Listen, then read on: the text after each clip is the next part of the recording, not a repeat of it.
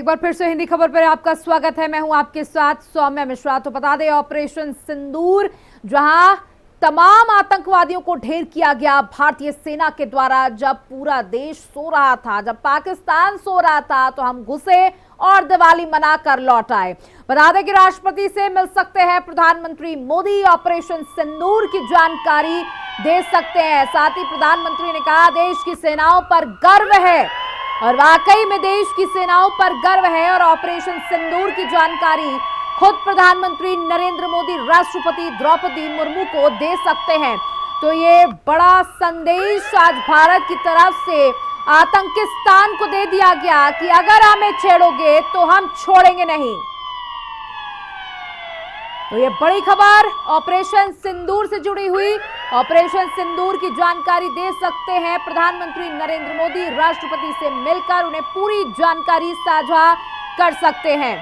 साथ ही इसी बीच एक और बड़ी खबर आपको दे दें, जहां बॉर्डर पर जाएंगे रक्षा मंत्री राजनाथ सिंह। पीएम मोदी ने राजनाथ को जाने को कहा है। तो ये बड़ी जानकारी, बॉर्डर पर जाएंगे रक्षा मंत्री राजनाथ सिंह। देखिए, हमारे रक्षा मंत्री गीदड़ बबकियां नहीं देते, ना डरते हैं, सीधे ऐलान करते हैं और की कार्रवाई होती है। तो रक्षा मंत्री राजनाथ सिंह प्रधानमंत्री नरेंद्र मोदी के निर्देशानुसार बॉर्डर पर जा सकते हैं। वहां पे क्या कुछ हालात बने हुए हैं उसका जायजा ले सकते हैं। साथ ही वहां पर बॉर्डर के पास मौजूद जो लोग हैं, जो स्थानीय हैं, उनको सुरक्षित स्थानों पर पहुंचाने की कवायद तो देखिए शुरू ही हो चुकी है। और प्रधानमंत्री नरेंद्र मोदी के निर्देशानुसार राजनाथ सिंह जा सकते हैं बॉर्डर।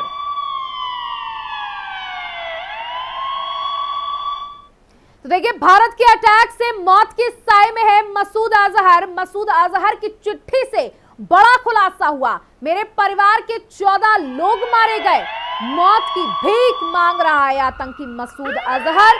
कहा, या खुदा मैं भी मर जाता। तो देखिए, अब खुदा को याद करने से कुछ नहीं होगा। जब आतंकवाद फैलाते थे तो ये सब नहीं सोचते थे। ये चिट्ठी जो आपको टेलीविजन स्क्रीन पर दिखा रहे हैं, वो आतंकवादी मसूद अजहर की तरफ से लिखी गई। और उसने खुद पुष्टि की कि मेरे खानदान के 14 लोगों की मौत हुई है इस हमले में। तो ये बड़ी जानकारी आप तक पहुंचा रहे हैं। देखिए, जहां पाकिस्तान ये कह रहा था कि 6 से 8 लोगों की मौत हुई है, वहीं खुद ये आतंकवादी कबूल कर रहा है कि मेरे परिवार के 14 लोग मर गए हैं। और कहा है, खुदा काश मैं भी मारा जाता। साथ ही प्रधानमंत्री नरेंद्र मोदी का यूरोप का दौरा रद्द किया गया है। बता दें, क्रोएशिया, नॉर्वे, नीदरलैंड दौरा रद्द किया गया। ऑपरेशन सिंदूर का बाद ये बड़ा फैसला लिया गया। देखिए, एक दौरा कैंसिल किया गया था, जिसके बाद ऑपरेशन सिंदूर लगातार कहा जा रहा है ये तो ट्रेलर है, पिक्चर अभी बाकी है। और क्या बड़ा और कुछ हो सकता है, भारत कुछ और तगड़ा एक्शन ले सकता है, क्योंकि कहा गया, लगातार कहा जा रहा है कि इस बार ऐसा प्रहार होगा कि पाकिस्तान याद रखेगा और पाकिस्तान अपनी हरकतों से बाज आ जाएगा। तो ऑपरेशन सिंदूर के बाद बड़ा फैसला, 10 मई तक 9 एयरपोर्ट बंद। जम्मू श्रीनगर एयरपोर्ट बंद किया गया। जोधपुर, अमृतसर, चंडीगढ़ एयरपोर्ट बंद किया गया। राजकोट, भुज, जामनगर एयरपोर्ट भी बंद किया गया।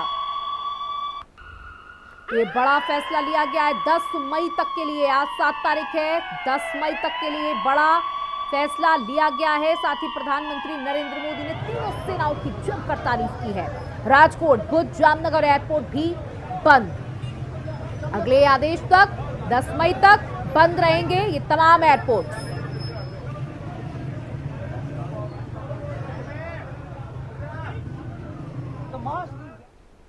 तो देखिए, इधर भारतीय सेना ने प्रेस कॉन्फ्रेंस की, उधर पाकिस्तान से तस्वीरें सामने आने लगी। तबाही की, पाकिस्तान पर एयर स्ट्राइक की सबूत के साथ तस्वीरें देखिए।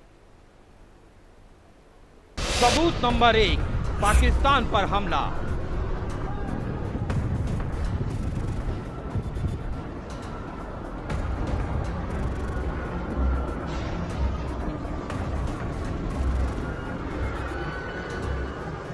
सबूत नंबर 2, आतंक पर करारा प्रहार।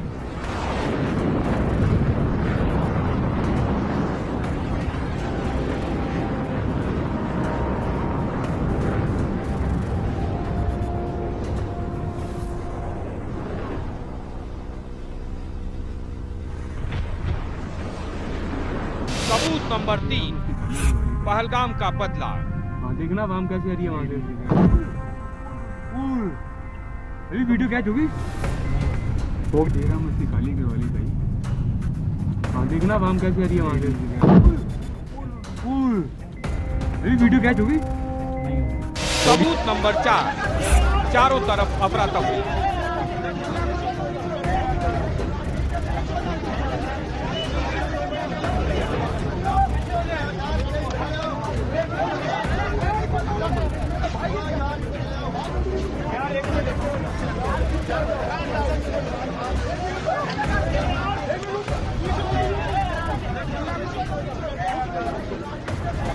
सबूत नंबर 5, ब्लास्ट के बाद आग।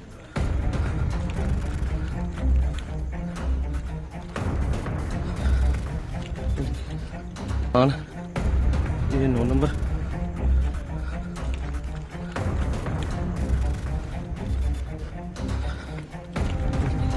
सबूत नंबर 6, नेस्त नाबूद आतंक के ठिकाने।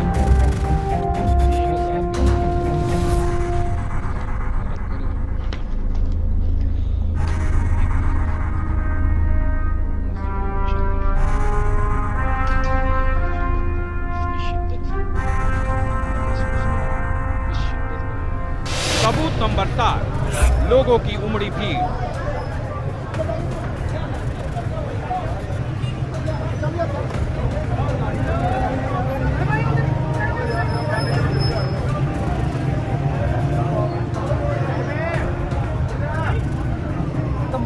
ज्यादा नहीं।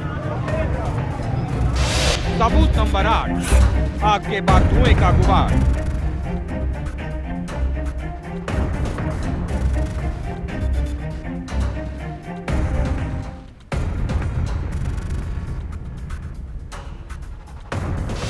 सबूत नंबर 9, तबाही के निशान। और कुछ चीजें पड़ी हैं देखें।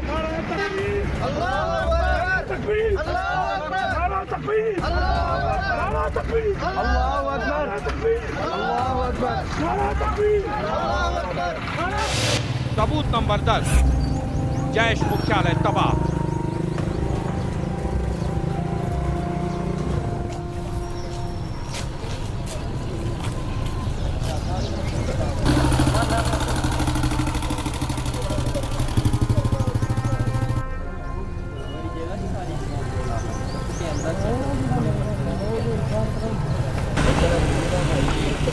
सबूत नंबर 11, मिट्टी में मिले आतंकी।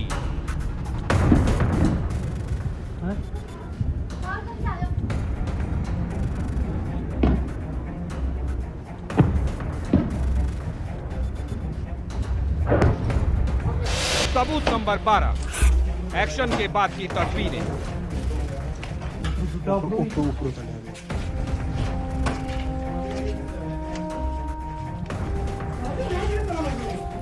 Double storey. सबूत नंबर 13, मौके पर हलचल। पे निकल चुके हैं इस टाइम और सारे मदरसे खाली करवा लिए हैं लोगों ने। मदरसों के सारी शाखें खाली हो गई हैं। ये पूरा रेवड़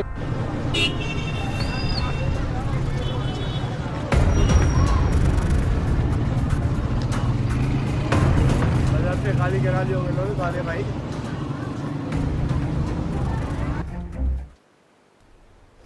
और ये सीधी तस्वीरें आपको कैबिनेट की बैठक की दिखा रहे, तमाम मंत्री मौजूद हैं। और देखिए आज देखिए लाजमी है चर्चा सिर्फ एक, ऑपरेशन सिंदूर, वो भी सक्सेसफुल।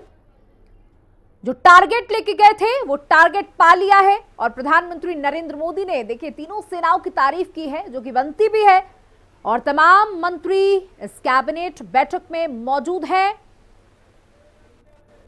और चर्चा है ऑपरेशन सिंदूर की, चर्चा है पाकिस्तान में घुस के मारने की, चर्चा है तीनों सेनाओं के शौर्य की। रक्षा मंत्री राजनाथ सिंह, प्रधानमंत्री नरेंद्र मोदी और तमाम मंत्री मौजूद हैं। तस्वीरों में आप देख सकते हैं, ये सीधी तस्वीरें आपकी टेलीविजन स्क्रीन पर। गृह मंत्री भी मौजूद हैं, विदेश मंत्री मौजूद हैं, यानी तमाम मंत्री, पूरी कैबिनेट यहां पर मौजूद है। और भारतीय सेना ने कोई चूक नहीं की जो टारगेट लेके गए थे वो टारगेट सेट किया और सब कुछ तबाह कर दिया। देखिए, ऑफिशियली तो कोई नंबर नहीं सामने आया, लेकिन सूत्रों के हवाले से खबर मिल पा रही कि 900 से 1000 आतंकवादी ढेर किए गए। और खुद देखिए, मसूद अजहर जैसे आतंकवादी कबूल कर रहे हैं कि हमारे खानदान को उड़ा दिया, 14 लोग मार दिए गए।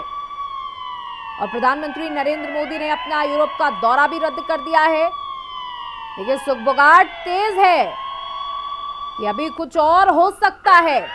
पाकिस्तान अभी सतर्क रहे, क्योंकि भारत जोश में है, तैयार है। क्योंकि पहल हम करते नहीं, लेकिन अगर हमें कोई छेड़ता है तो हम छोड़ते नहीं। देश के लिए गर्व का पल, आज पूरा देश खुश है, पूरा देश जश्न मना रहा है। आज दिवाली जैसी तस्वीरें हैं सड़कों पर और भारत माता की जय की गूंज सुनाई दे रही है। और ये भारत का ऑपरेशन है जो कि सफल होना था, क्योंकि भारत तैयारी के साथ आगे बढ़ता है।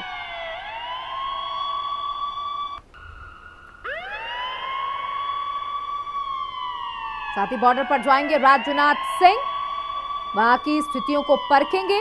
साथ ही आपको बता दें, कई ऐसे कॉन्फिडेंशियल एरियाज हैं जहां पे एयरपोर्ट्स बंद कर दिए गए हैं। चाहे वो श्रीनगर एयरपोर्ट की बात करें, चाहे वो भुज एयरपोर्ट की बात करें, चाहे वो चंडीगढ़ एयरपोर्ट की बात कर लें, ऐसे तमाम एयरपोर्ट्स हैं जिनको बंद किया गया है। अगले आदेश तक 10 मई तक के लिए बंद किया गया है। तो देखिए, ये 6 तस्वीरें आपके सामने, जहां किस तरीके से टारगेट किया गया, वो 6 तस्वीरें सैटेलाइट की ये तस्वीरें जो ब्रीफिंग के दौरान साझा की गई। कोटली, गुलरपोर्ट, पीओके, सबसे पहले आपको आफ्टर और बिफोर दोनों की तस्वीरें दिखा रहे। पहले सब कुछ शांति थी, लेकिन जैसे ही भारतीय सेना अंदर घुसी और तबाही देखी गई। दूसरी तस्वीर कोटली अब्बास पीओके की आप देख सकते हैं। जैश और मसूद अजहर के जो हेडक्वार्टर्स थे उनको तबाह किया। ये 6 तस्वीरें बयां करती हैं कि किस तरीके से इस बार प्रहार किया गया। एसके सूद डिफेंस एक्सपर्ट हमारे साथ लगातार जुड़े हुए हैं। सर, देखिए, 6 तस्वीरें जो सबूत मांगते थे, आज उनके मुंह पे भी ताला है, क्योंकि भर भर के सबूत दिए हमारी सेना ने आज। सबूत वाले के मुंह पे ताले का क्या मतलब है? उन्होंने तो जितनी भी हमारे हिंदुस्तान की सभी पार्टीज हैं, सभी ने तो गवर्नमेंट को सपोर्ट किया है, तो इसमें सबूत किसने मांगा? तो ये इस तरह से आपको ये चीज प्रोजेक्ट करना, ये बहुत उचित बात नहीं है।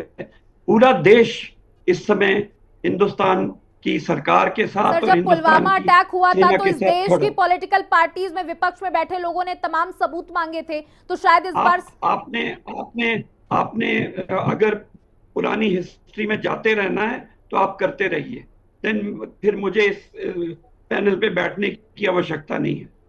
पॉइंट ये है कि इस समय सभी ने फुल होल हार्टेड सपोर्ट दिया है सरकार जी। आप उसे अप्रिशिएट करें।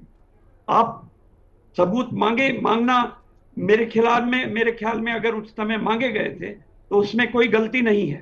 सबूत मांगे जा सकते, क्यों नहीं मांगे जा सकते? क्वेश्चंस रेज करना हर एक का हक है, परंतु यहां पर ये इस समय इस बात को उठाना बिल्कुल गलत है, क्योंकि सभी लोग, पूरा देश 144 करोड़, सारी अपोजिशन पार्टी सभी सरकार के साथ और डिफेंस फोर्सेस के साथ खड़े हुए हैं, और सभी लोग इस सक्सेसफुल हमले को जो है वो अपनी सेनाओं को और अपनी लीडरशिप को कांग्रेचुलेट कर रहे हैं। अब हमें आगे का सोचना चाहिए, इंस्टेड कि हम डिविजिव बात करें, आगे का सोचना चाहिए कि पाकिस्तान क्या कर सकता है इन हमलों के बाद। हमारी स्ट्रेटेजिक प्लानिंग जो होनी चाहिए, इस विषय में उसको ध्यान देना चाहिए, ना कि हम लोग किसी और अनर्गल बातों के ऊपर में ध्यान दें। बिल्कुल सर, 10 मई तक के लिए तमाम एयरपोर्ट्स जो हैं वो बंद कर दिए गए हैं। लगातार हम सतर्क हैं, क्योंकि पाकिस्तान ये कह रहा है कि अगर भारत हमले बंद करेगा तो हम आगे कोई कार्रवाई नहीं करेंगे। सर, क्या लगता है, क्योंकि भारत ने एक बड़ी कार्रवाई की है, पाकिस्तान हमेशा से गीदड़ भपकियां देता रहा है, लेकिन इतनी बड़ी कार्रवाई के बाद पाकिस्तान का क्या स्टैंड हो सकता है, आप अपने अनुभव के हिसाब से बताएं। देखिए, अगर मेरा अनुभव हम देखें, पुलवामा के बाद में हमने बालाकोट किया, बालाकोट में हमने उनके डीप जाकर एयर स्ट्राइक करी, उन्होंने तुरंत जवाबी हमला अगले दिन शायद या एक दिन छोड़ने के बाद कर दिया था, और वो भी हवाई हमला किया, उन्होंने भी हमारे कोई मिलिट्री टारगेट नहीं किए। तो ऐसा सोचना कि वो रिटेलिएट नहीं करेंगे, ये अंडर एस्टिमेट करना है उनकी कैपेबिलिटी और उनकी इंटेंशन।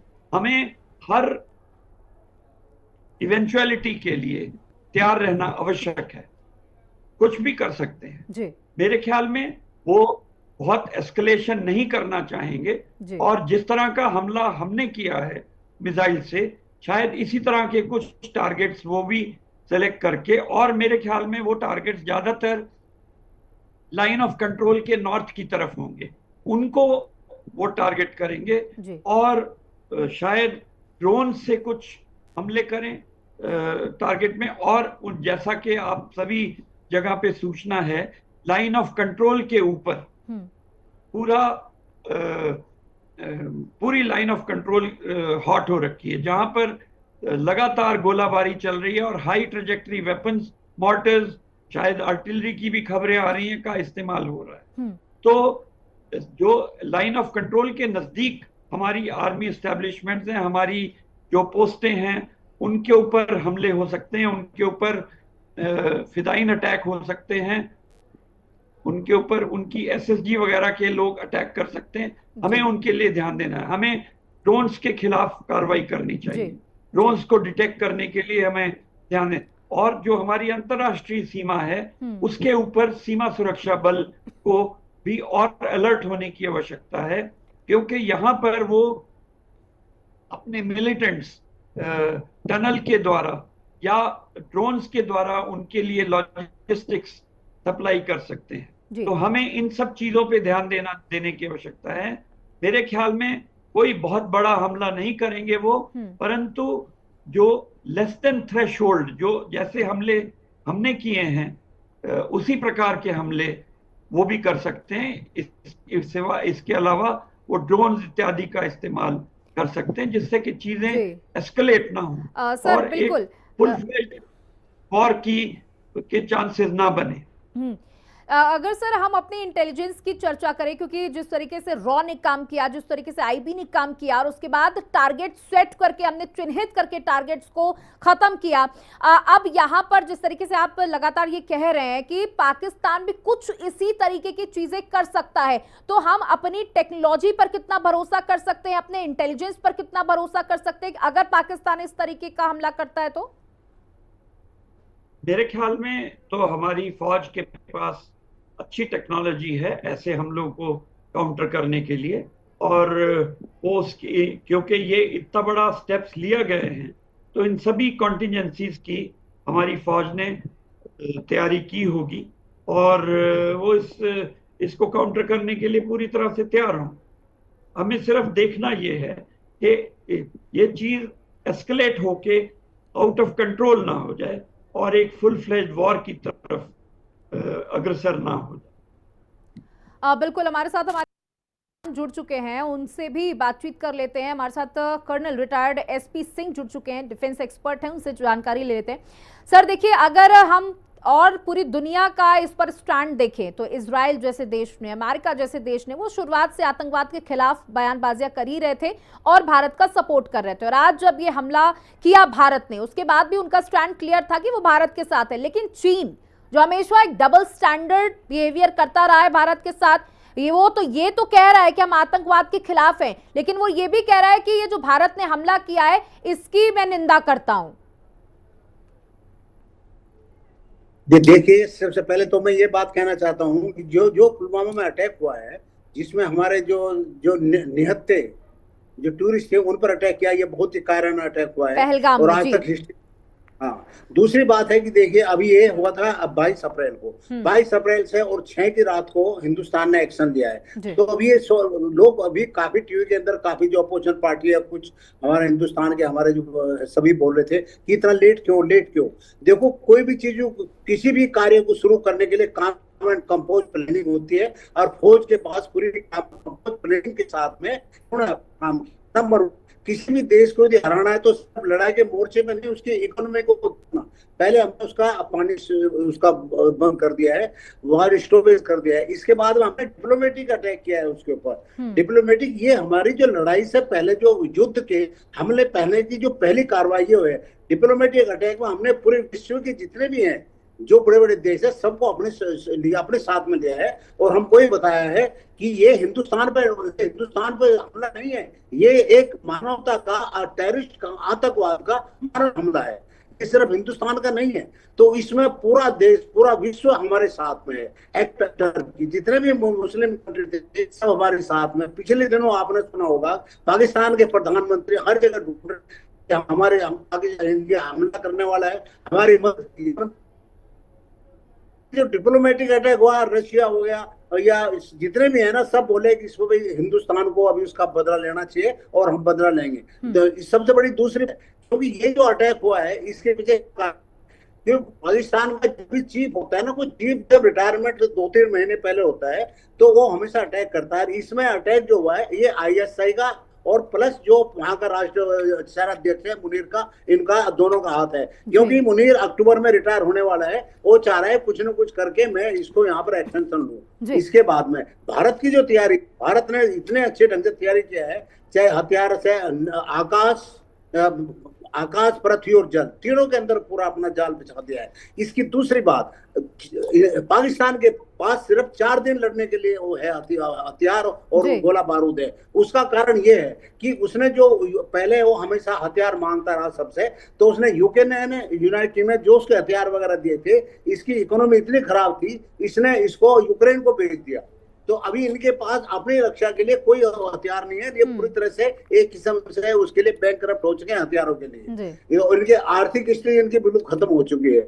तो अभी तो ये अभी कुछ नहीं है। अभी एक मैं बताता हूँ, अब रोशनी ही करेगी फैसला इन उजालों का, जिस दिए में तेल होगा वो जलता रह जाएगा। अभी पाकिस्तान को एक बार 71 की वार के अंदर हमने ईस्ट बंगाल बनाया था, जो ईस्ट बंगाल बना, अभी होगा देखिए जो बलूचिस्तान को 2016 में मोदी जी ने ये लाल किले की प्राचीर से ये उद्घोषणा की थी कि हमको जो पाकिस्तान ऑक्युपाइड कश्मीर है हमको उसको दोबारा से प्राप्त करना है, और वो ये मौका अभी आ गया है, क्योंकि इस मौके को हमको अभी किसी हालत में नहीं चूकना है। बिल्कुल सर, आपकी इसी बात से जोड़ते हुए मैं SK सूद जी के पास आना चाहूंगी। सर देखिए, अगर इस बार के जो हमला हुआ है इसमें जो डॉक्यूमेंट्री सबसे शुरुआत में चली, जो ब्रीफ की गई सेना की तरफ से, उसमें सबसे पहले तमाम उन हमलों का जिक्र किया गया, चाहे वो 26/11 का हमला हो, चाहे वो पुलवामा का हमला हो, चाहे हमारे सेना के जवानों को मारने की बात हो, तमाम तरीकों का जिक्र किया गया और ये साफ बताया गया कि हमने इन सभी हमलों का बदला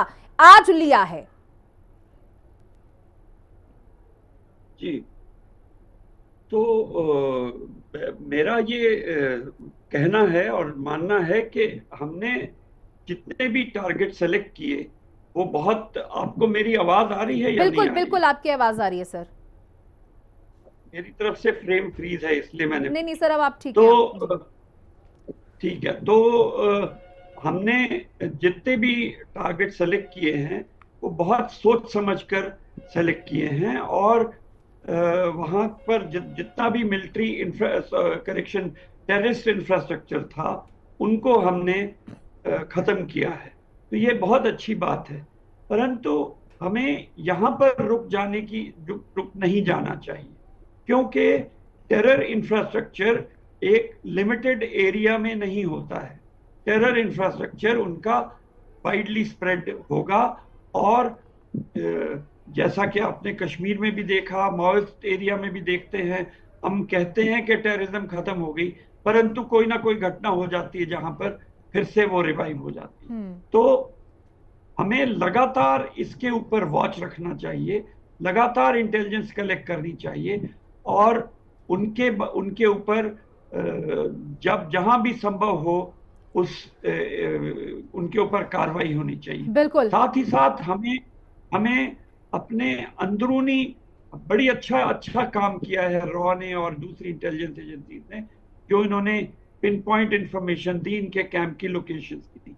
परंतु ये भी आवश्यक है कि हमारी इंटेलिजेंस एजेंसी इंटरनली भी इतने ही अलर्टनेस से काम करें, क्यों हो जाते हैं ये हमले, और हर हमले के बाद हमें इस तरह की कार्रवाई करनी पड़ती है। क्या इन कार्रवाइयों से हम पुलवामा के बाद बिल्कुल बिल्कुल सर, तो देखिए हमें मुस्तैदी इसी तरीके से दिखाती रहनी होगी और हमले यार रुकने नहीं चाहिए, क्योंकि अगर पाकिस्तान को सुधरना है तो इस हमले से सुधर जाएगा, वरना भारत इसी तरीके से आक्रामक होकर प्रहार करता रहेगा। Colonel retired SP Singh ji हमारे साथ जुड़ने के लिए बहुत बहुत शुक्रिया, साथ ही एसके सूद जी हमारे साथ जुड़ने के लिए बहुत बहुत शुक्रिया।